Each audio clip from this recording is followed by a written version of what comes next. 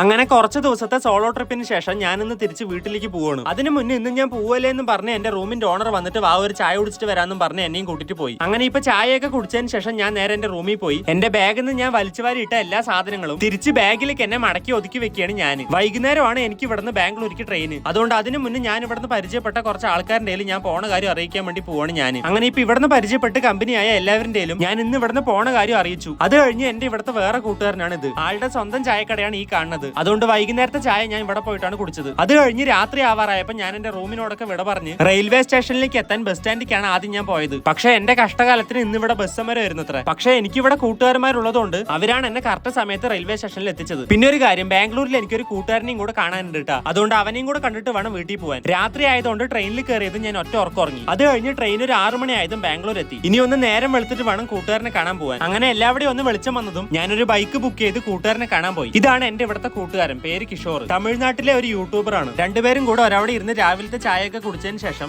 വീട്ടിലേക്ക് പോവാന്ന് പറഞ്ഞതുകൊണ്ട് ഞാൻ നേരെ ആളുടെ വീട്ടിലേക്ക് പോയി. ഉച്ചയ്ക്ക് എനിക്ക് കഴിക്കാൻ വേണ്ടി ചോറും കറിയൊക്കെ ആളൻ എനിക്ക് ഉണ്ടാക്കി തന്നു. അങ്ങനെ ഇപ്പൊ ഉച്ചയ്ക്കുള്ള ഭക്ഷണമൊക്കെ ഇവിടെ തന്നെ കഴിച്ചതിന് ശേഷം ഇവിടെ വന്നൊരു ഓർമ്മയ്ക്ക് വേണ്ടി എനിക്കൊരു ബുക്കും തന്നു. ரொம்ப നന്ദി. അങ്ങനെ ഇപ്പൊ അത് കഴിഞ്ഞ് കൂട്ടുകാരന്റെ ഞാൻ ബായൊക്കെ പറഞ്ഞ് ഞാൻ നേരെ വീട്ടിലേക്ക് പോവാണ്. വീട്ടിലേക്ക് പോകാൻ ബാംഗ്ലൂരിൽ നിന്ന് ഫ്ലൈറ്റിലാണ് ഞാൻ പോയത്. ഫ്ലൈറ്റിന്റെ കാര്യമാണെങ്കിൽ ഒരുപാടുണ്ട് പറയാൻ, അത് ഞാൻ അടുത്ത വീഡിയോയിൽ പറയാം. പിന്നെ എയർപോർട്ട് എത്തിയത് എന്നെ കാണാൻ വേണ്ടി എന്റെ കൂട്ടുകാരൻ വന്നിട്ടുണ്ടായിരുന്നു. അതുകൊണ്ട് ഞാനും അവനും കൂടെ അടുത്തുള്ള ഒരു ഹോട്ടലിൽ പോയി ഒരു ബിരിയാണി കഴിച്ചതിന് ശേഷം ഒരു KSRTCയും പിടിച്ച് ഞാൻ നേരെ വീട്ടിലേക്ക് പോവാണ്. അങ്ങനെ ഇപ്പൊ ജീവിതത്തിൽ ആദ്യമായിട്ട് ഒരു സോളോ ട്രിപ്പിന് ഇറങ്ങി ഒരുപാട് ഓർമ്മകൾ ഉണ്ടാക്കിയിട്ടാണ് ഞാനിപ്പോ വീട്ടിൽ പോണത്. അപ്പൊ അടുത്ത വീഡിയോയിൽ കാണാം.